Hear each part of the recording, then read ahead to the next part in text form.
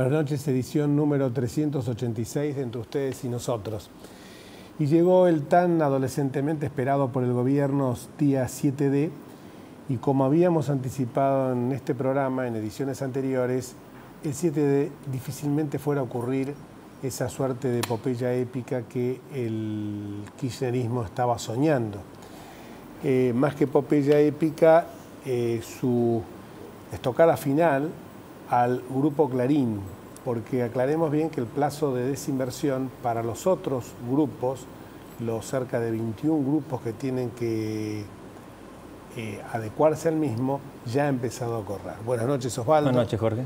Me olvidé de saludarte al comienzo del programa, pero uno recuerda, como terminó el programa anterior, que estábamos diciendo incluso que si el fallo no salía acorde con las apetencias del gobierno, rogábamos de que no existiera ninguna especie de ataque violento contra las instalaciones del Grupo Clarín o, lo que es peor, contra los empleados, los obreros que trabajan para ese multimedio de comunicación.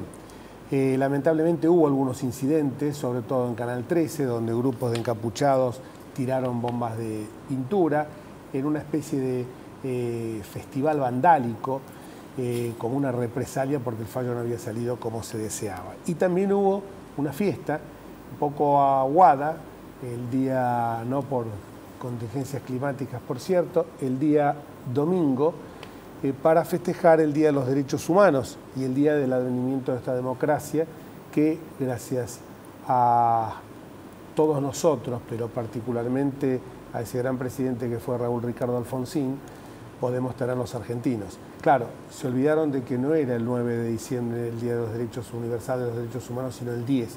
Pero la fiesta se había anticipado porque se pensaba que se iba a celebrar la batalla, mejor dicho, la victoria, frente al grupo monopólico Clarín. Nunca lo había celebrado el gobierno el día que ahora llama de la democracia. Y además en la convocatoria que se hacía, y también por los 5 años de la asunción de Cristina Kirchner. Sí, ya desde la convocatoria se daba cuenta de que esto era una fiesta partidaria. Exactamente, y ya los propios canales de televisión estaban augurando que esto iba a ser así en la machacona propaganda de Fútbol para Todos. Señalaban de una fiesta popular y sobre todo que se democratizaban los medios. Yo hoy me pregunto si hoy los medios no están de una manera mucho más monopólica instalada, sobre todo en la grilla de los canales abiertos. No nos vamos a cansar de repetirlo, 4 canales tienen la misma línea, el mismo contenido.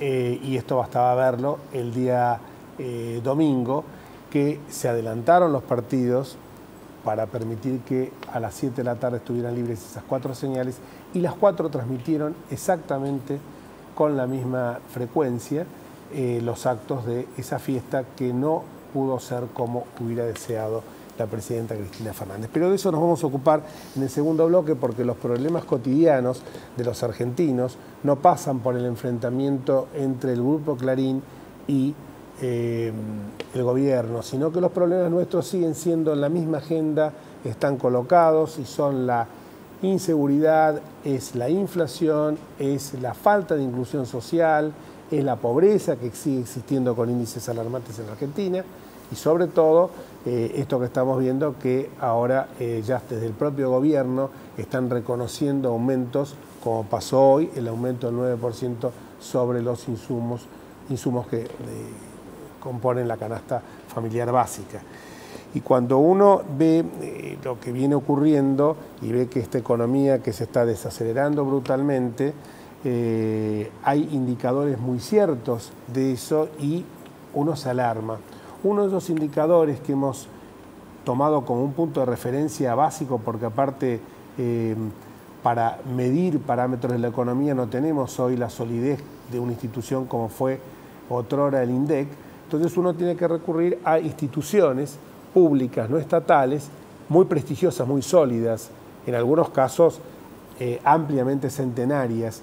Y una de ellas es justamente el Colegio de Escribanos de la Ciudad Autónoma de Buenos Aires, cuya vicepresidenta está aquí con nosotros hoy. Gracias por venir, Eleonora. Muchas gracias por invitarme, Jorge. Y justamente tomando en cuenta esas estadísticas, uno piensa que son parámetros realmente que indican cómo marcha la economía, sobre todo en uno de los pilares, en uno de los segmentos que produce un fuerte efecto multiplicador en la misma, que es el del sector inmobiliario y obviamente la construcción.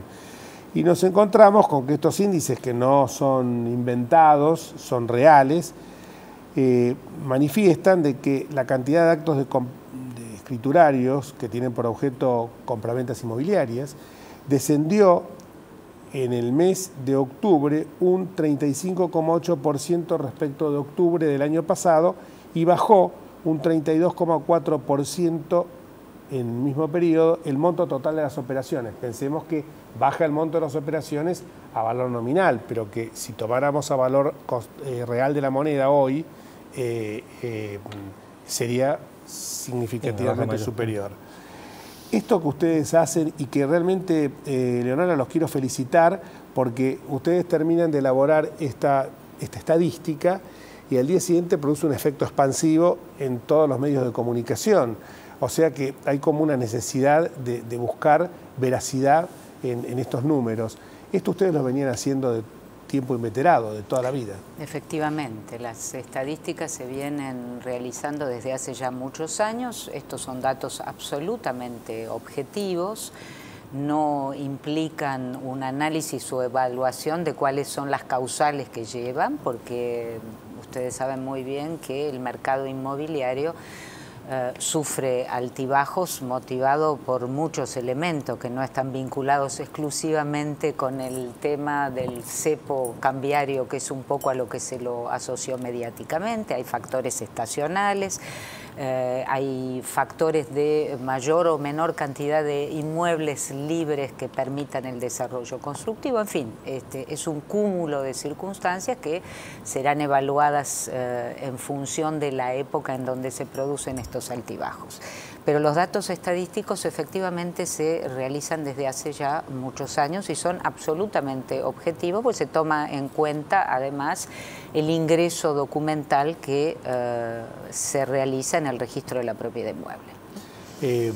Quizás ahora despierta más interés que en otras épocas. Seguramente, ¿no? Seguramente. Uno de los hechos últimos que había realizado una actividad realmente muy importante fue un convenio que efectuó el Colegio de Escribanos con la AFIP por la firma digital. ¿Por qué no nos explicas un poquito eso? Porque le da más autenticidad. No. Efectivamente, nosotros el 29 de octubre de este año celebramos un convenio con la AFIP, en virtud del cual la AFIP concede a los escribanos de la Ciudad de Buenos Aires el certificado de firma digital. Recordemos que existen dos autoridades certificantes solamente. Una es la AFIP y otra es el ONTI, que es el Organismo Nacional de Tecnologías Informáticas, que opera dentro de la órbita del Gabinete de Ministros, con lo cual ONTI en realidad otorga firma digital a todo lo que son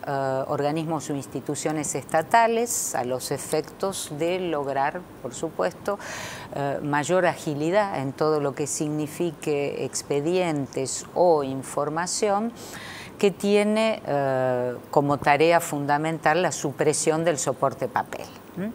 El hecho de que estas comunicaciones puedan ser firmadas digitalmente le brinda la seguridad de la autoría de aquel de quien emana esta firma digital.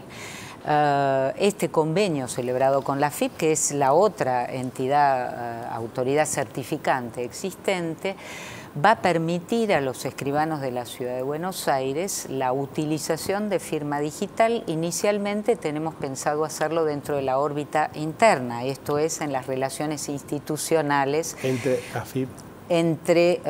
Inicialmente dentro del propio colegio de escribanos. Y la idea es que posteriormente esto pueda permitir la vinculación con los organismos con los que normalmente los escribanos trabajamos, Registro de la Propiedad Inmueble, Inspección General de Justicia, y está inserto en el marco de una modernización que incluso está prevista en el propio proyecto de unificación de códigos cuando se habla de la posibilidad de utilizar otros soporte que no sea exclusivamente el soporte papel. Se tiende a eliminar las actas.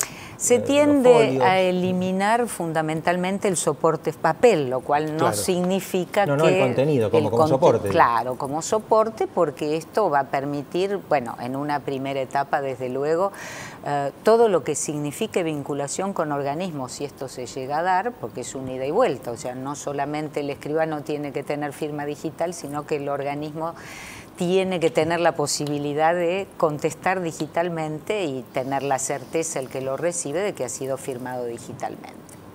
Yo creo que esto es muy importante por dos motivos, perdón.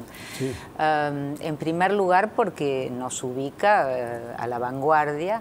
En segundo término, porque los escribanos de la Ciudad de Buenos Aires son los primeros en contar con esta herramienta, con lo cual esto es un paso importantísimo y debo decir que la AFIP lo ha hecho en forma absolutamente gratuita. Esto es el otorgamiento de esta certificación digital. No, uno cuando ve acciones que hace el gobierno y que realmente sirven acá, nosotros no somos críticos del gobierno por sí, sino muchas veces señalamos también algunas cuestiones que son positivas, como este acuerdo que firmó el escribano D'Alessio con el licenciado Echegaray. Exacto. Que nos parece que es no solo un salto tecnológico importante, sino que además, bueno, hasta tiene sus consecuencias en la preservación del medio ambiente, porque se empieza a eliminar el papel, que justamente es una de las cuestiones que para un desarrollo sustentable son ampliamente necesarias. El otro tema que me parece, quizás como estamos ya próximo a fin de año para hacer un pequeño balance de lo que ocurrió este año en el notariado, esta campaña tan por cierto, aceptada por los vecinos de la Ciudad de Buenos Aires, bien receptada, que es la de Cuidá lo Tuyo. ¿Cómo terminó este año?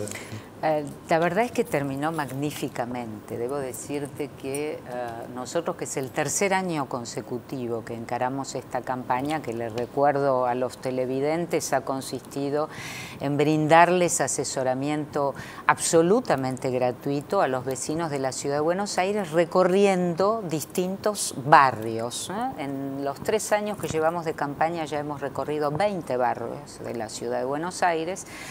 Y este año comenzó con una maratón de asesoramiento, que fue un tema realmente muy novedoso y que nos brindó una satisfacción muy grande, porque estuvimos en la apertura en el Parque Rivadavia, 70 escribanos asesorando en esta maratón de 10 horas de asesoramiento, que nos permitió evacuar más de 1.200 consultas presenciales. 1.200 consultas presenciales, fue realmente increíble.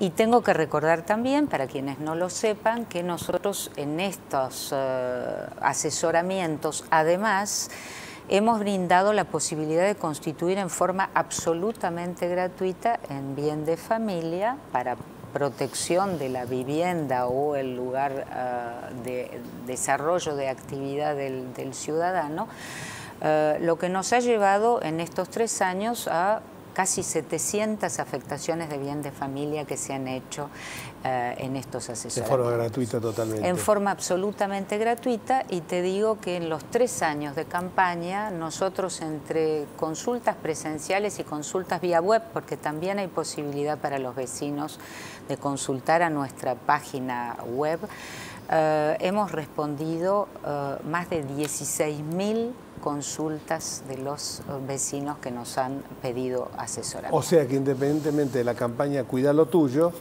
también los vecinos lo pueden hacer en cualquier momento, en cualquier época del año, en la página web. ¿Por qué no la damos al aire? Es www.cuidalotuyo.org.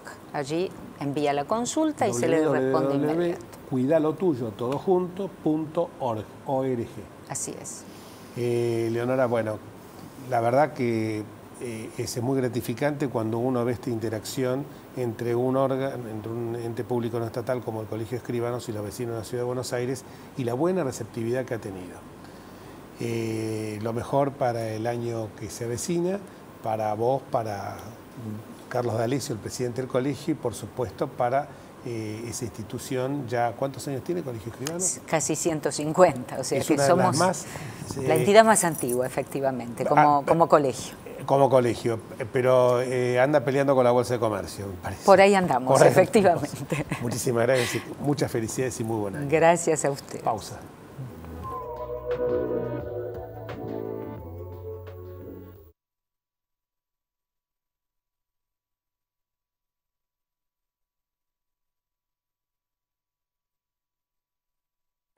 Estudia con los que saben. Carreras cortas con salida laboral. Consultor inmobiliario, tasador, martillero público y corredor. Presencial y a distancia. Instituto de Capacitación de la Cámara Inmobiliaria Argentina. www.isi.edu.ar.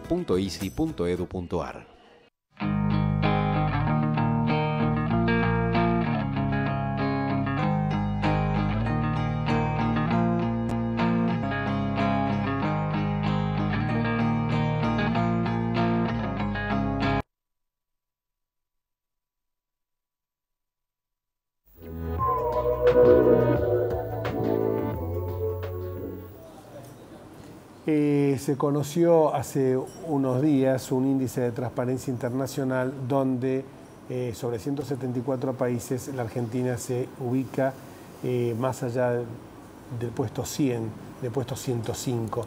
Lo llamativo es que entre los 20 países más importantes que son mejor vistos por este índice de transparencia, desde luego que están los nórdicos, Finlandia, Suecia, Dinamarca, pero entre esos 20 países, donde también está Estados Unidos, Alemania, aparecen 3 países latinoamericanos: Chile, Uruguay y Barbados. Esto da como una suerte de mentiza, esto que se dice que por la herencia hispana o por el clima tropical, los países latinoamericanos serían más propensos a la corrupción. Esto evidentemente no es así. Y hay países que están haciendo fuertes esfuerzos para combatir este flagelo. Nosotros tristemente nos ubicamos siempre con los peores de la clase, con Venezuela y Ecuador. Venezuela está casi al mismo nivel de la Guinea Ecuatorial, ese país tan mencionado en la Argentina y que está gobernado hace muchos años por una dictadura, con fachada democrática, eso sí. Y cuando uno ve que, por ejemplo, uno de esos países que hace esfuerzos es Brasil, que ha hecho una ley de transparencia, que Dilma Rousseff hizo que más de la mitad del gabinete se viera obligado a renunciar, que el primer ministro, el legendario José Dirceu, fue condenado a 10 años de prisión, primer ministro de Lula, y uno ve que Brasil aparece en el puesto de 60 y pico, claro, pero seguramente el año que viene va a aparecer en un escalón mucho mayor. A la mejor. Y esto no es que Chile, Uruguay y Barbados hayan hecho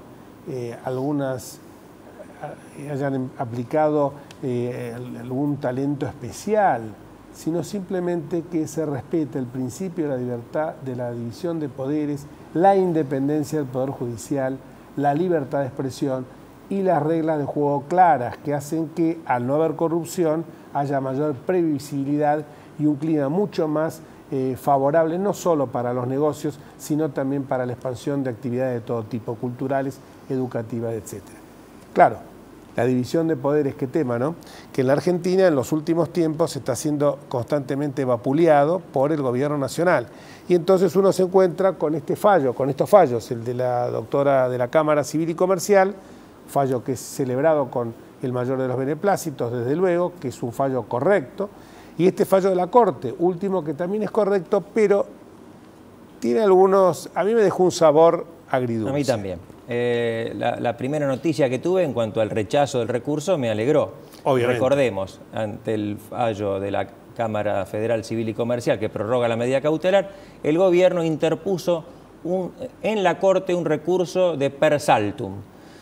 Lo que pasa es que no había saltum acá, porque entre la Cámara y la Corte no hay ninguna instancia intermedia. De manera que lo que debía haber interpuesto, en todo caso, era el recurso extraordinario federal.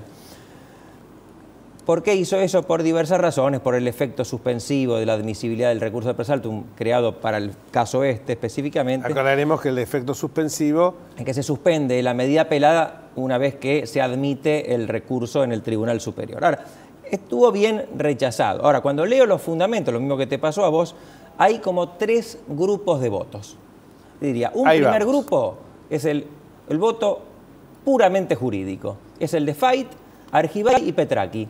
en pocas líneas rechaza por improcedente el recurso porque no hay salto a distancia. En el otro extremo, un voto puramente político, el de Zaffaroni, un verdadero mamarracho, si vos me permitís que lo diga en estos términos. Zaffaroni, en realidad, su voto coincide con el de todos en cuanto al rechazo del persaldo, pero hace una ampliación de fundamentos y dice que podría haber un alzamiento de la Cámara contra una decisión anterior de la Corte. Podría, en términos condicionales. Además, la palabra alzamiento realmente suena como... Es la que había usado Lac. Exactamente. Parece que le diera una sobreactuación de Zaffaroni para quedar bien con el gobierno. Y en el medio, diría, un voto...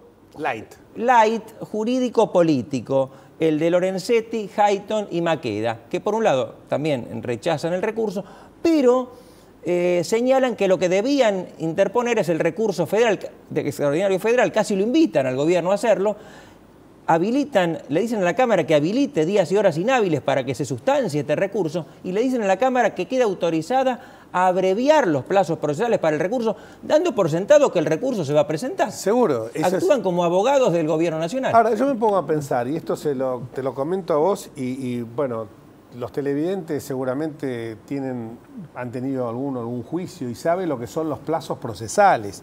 Entonces yo estaba leyendo eso y dije, me acordé de aquella famosa frase, no todos debemos ser iguales ante la ley, pero hay algunos que no son tan iguales. Porque a mí cuando me dan traslado, el traslado es por 10 días. Y a mi cliente en el estudio le tengo que decir, mira, hay que esperar 10 días, después resolver el tribunal.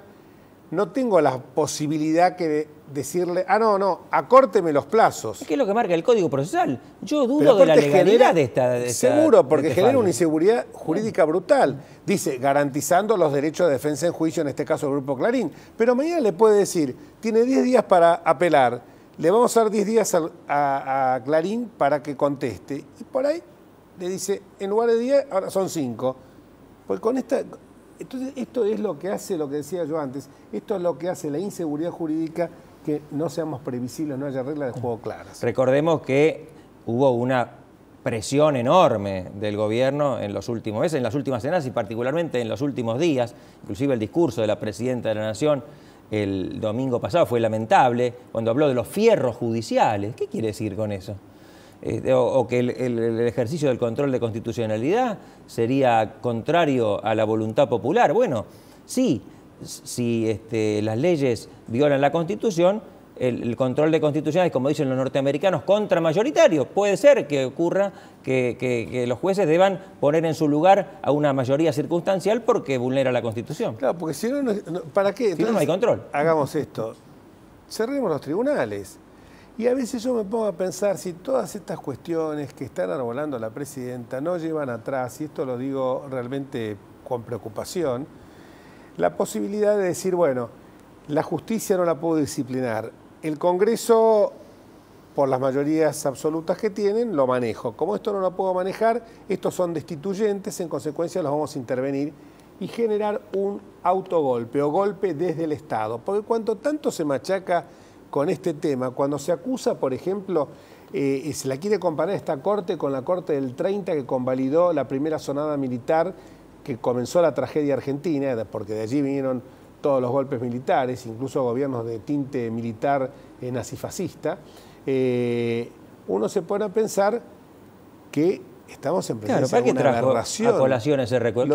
¿Qué lo tiene del que golpe ver? del 30, absolutamente innecesario. O sea, que cada vez que una corte o cualquier tribunal falle en contra de los deseos del gobierno, está dando un golpe de Estado. ¿Quiere decir eso? Exactamente.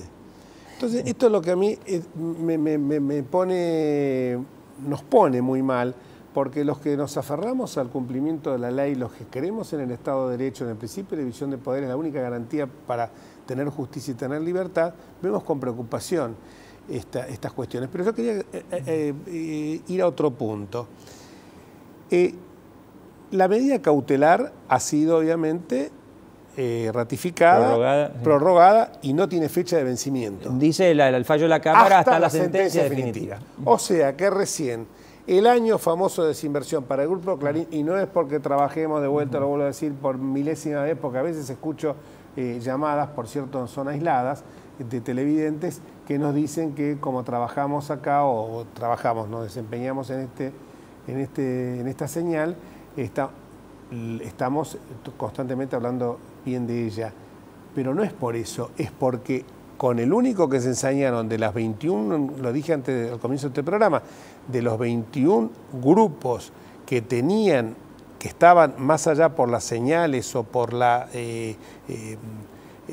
cantidad de frecuencias que tenían, debían achicarse, se los llamó monopólicos, pero la verdad que si hay muchos monopolios, no hay monopolio. Si hay mucho monopolio, no hay mucho monopolio. Exactamente. Uno, la verdad que llega un momento en que dice el monopolio, porque el monopolio te lo meten tanto en el lenguaje diario que uno lo incorpora. Pero ya no hay monopolio. Clarín ya no es más un monopolio. No, y lo que decís vos es cierto que es un aspecto del fallo de la Cámara que debe ser resaltado, aunque no apareció en los titulares, digamos, de primera plana, que es que la Cámara interpreta que una vez que finalice, que cese la medida cautelar, porque hay sentencia definitiva, recién entonces empieza a correr el año de desinversión.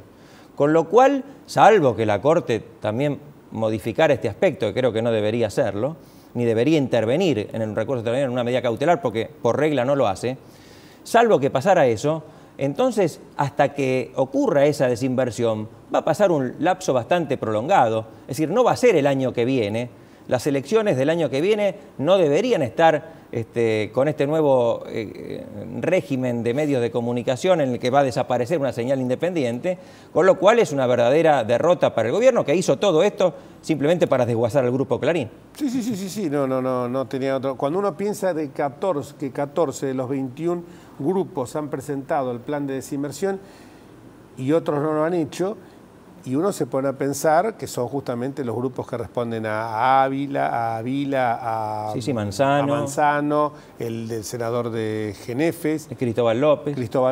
Y uno se pone a pensar entonces, ¿de esto Sabatella no va a hablar nunca del plan de desinversión que están llevando a cabo los otros grupos? Esto es lo realmente alarmante y sospechoso, ¿no es cierto? Lo que vamos a ver además en los próximos días y semanas y tal vez meses es una virulenta campaña contra los jueces. Y salió hoy en algún diario una solicitada de jueces y fiscales que se manifiestan en contra del comunicado que sacaron la semana pasada la mayor parte de los organismos judiciales, ¿te acordás? En defensa de la independencia judicial. Estos que ahora sacan esta solicitada, evidentemente están completamente subordinados al gobierno, porque hablan de que también deben ser independientes de las corporaciones, por supuesto, y lo dice también el comunicado anterior.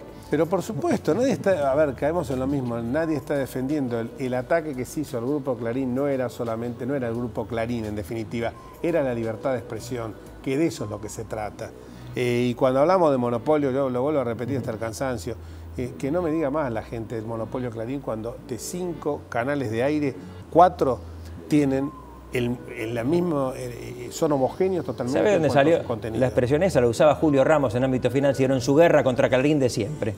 Cuando el gobierno actual era íntimo aliado de Clarín, le parecía fenómeno todo lo que hacía Clarín, y digámoslo también, a Clarín le parecía fenómeno todo lo que hacía el gobierno. Así que después tomaron ellos la expresión de Julio Ramos y ahora la usan sin ningún sentido.